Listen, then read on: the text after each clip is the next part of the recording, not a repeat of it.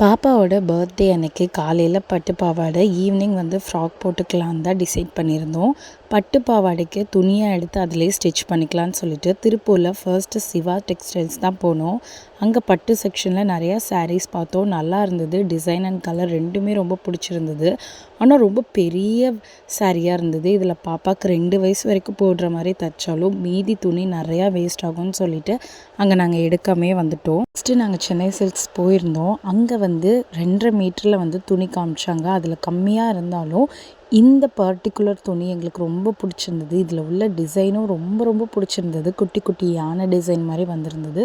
Colour ரொம்ப அழகாக இருந்தது. ஒரு மாதிரி லைட் ப்ளூவும் லாவெண்டரிஷ் பிங்க்கும் 2.5 மீட்டர் இருந்தது. 2 வயசு வரைக்கும் தாராளமாக ஸ்டிச் பண்ணி போட்டுக்கலான்னு சொன்னாங்க.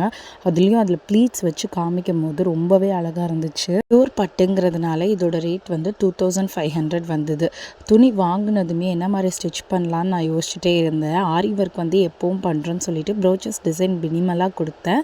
கையுக்கும் துணியோட கீழே ப்ளீட்டட் டிசைன் கொடுத்துட்டு மேலே ஒரு சின்ன கட் ஒர்க் அங்கேயும் லைட்டாக ப்ரோச்சஸ் டிசைன் பண்ண சொன்னோம். ரொம்பவே சூப்பராக என்னோட டெய்லர் அதை ஸ்டிச் பண்ணி கொடுத்துருந்தாங்க. நாங்கள் துணியாக வாங்கும் போதே அதோட கலர் அண்ட் அதோட டிசைன் ரொம்ப பிடிச்சிருந்தது. அதுக்கப்புறம் ஸ்டிச் பண்ணி ப்ரோச்சஸ் டிசைன் போட்டதுக்கப்புறமா அவ்வளோ அழகாக இருந்தது. பாப்பாவுக்கும் ரொம்ப க்யூட்டாக இருந்துச்சு.